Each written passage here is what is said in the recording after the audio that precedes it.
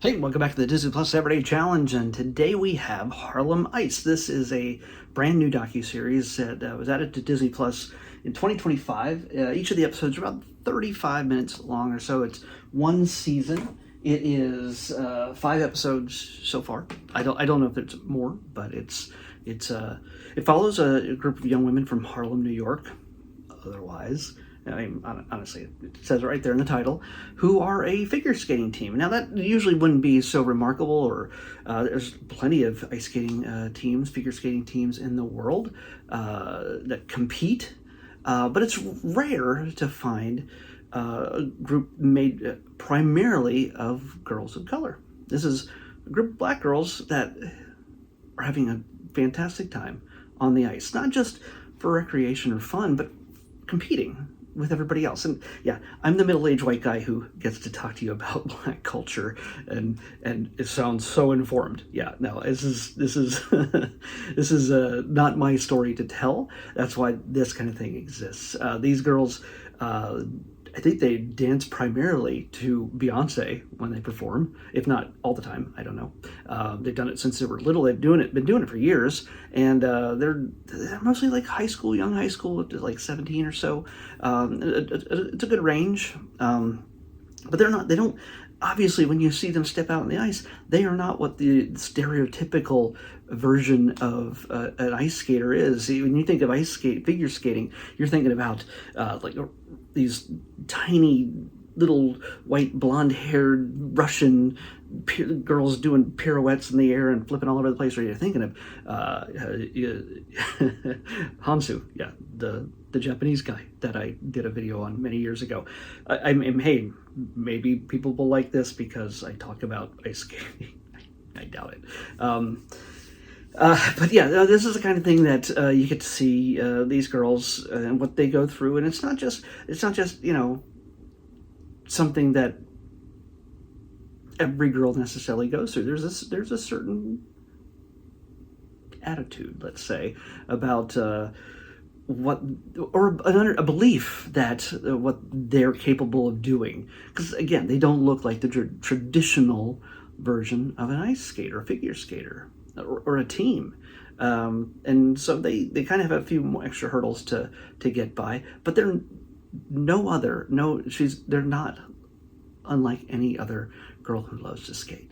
So what you get to see is a number of them talking about their relationships to each other, to their training, their coaches, and just the skating world in general, and their hopes and dreams, because a lot of them are just like, I'm doing this because I enjoy doing it. I'm not planning on going to the Olympics or anything, but there are some that are like, I would love this to be a stepping off point for me to go to the Olympics. And that's fantastic. This is when people do things that others assume they can't do, or that they don't look right in, or they don't look like they're part of the normal standard culture.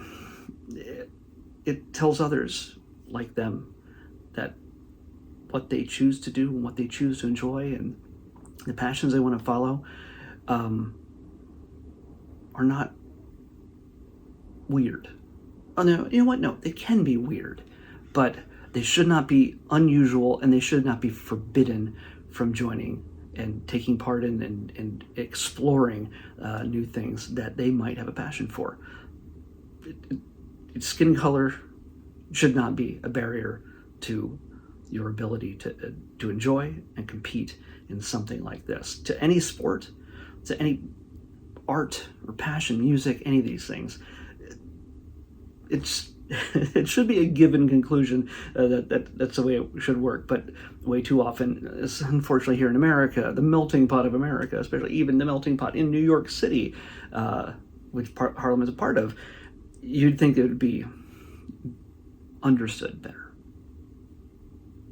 They travel around the country and they do competitions. One of the neat things I found here is toward the end of the first episode, they did a high shot above a stadium in a very rural area.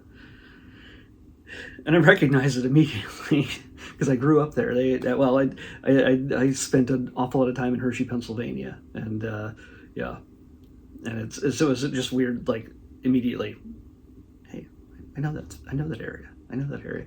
And so they were skating around in the stadium there, in an area I know so well. So for me, that was a kind of a neat little thrill. But they travel all around. They do other things. This is other places, other competitions. They struggle with different things because some of them are new. Some of them struggle with just keeping up with some of the others, and that's again like anybody else. But when at the very beginning of the first episode, they are about to step out into that competition at Hershey, and they have one girl down because of an injury. So they don't have a very large team, and they got to make do with what they have. They have to have at least a minimum of 8 people to compete at their level, and they got to sort of rearrange things at the last minute. So there's a little bit of drama in this.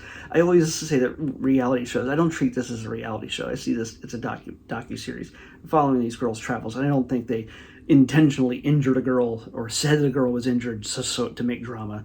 It's possible, but I would hope that it's not the case. By the way, I think there is a connection to this. The reason why they've, I don't know, been featured.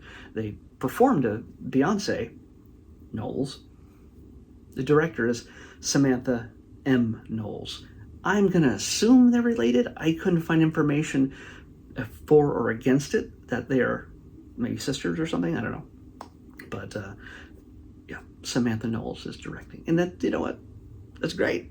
It's, I believe anybody, if you get it, if these girls stand out, obviously, and hopefully more ways than one. Not just what they look like, but how they perform. And there's nothing wrong with giving them support and encouragement to follow what they want to do and compete at the best level they can achieve. And that was my middle-aged white guy assessment of Black culture, once again, who is just not really prepared or informed enough to have an opinion. Nobody should care. But if this is the kind of thing you like, ice skating and better understanding Black culture and young women, this is absolutely for you. God, that just sounds so lame coming from me. But what do you expect? Why would I change now? Let's pick tomorrow's episode, 156.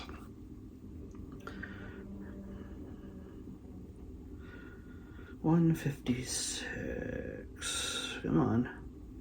Oh, okay. Well, we've been alternating a little bit between movies and documentaries. And this is a movie that's been on Disney Plus and then off and then on and off. It's been on my list and I've had to take it off. It's gotten selected in the past and suddenly I find that it's not there. So when I show this to you, I'm going to say, we're going to watch this tomorrow. Unless it's not there anymore, which is entirely possible. We're watching The Fault in Our Stars. Oh yeah. Get your hankies out. So, unless it's somehow been removed again, The Fault in Our Stars is what we're watching next in the Disney Plus Everyday Challenge. I'll see you back here tomorrow with that. Bye.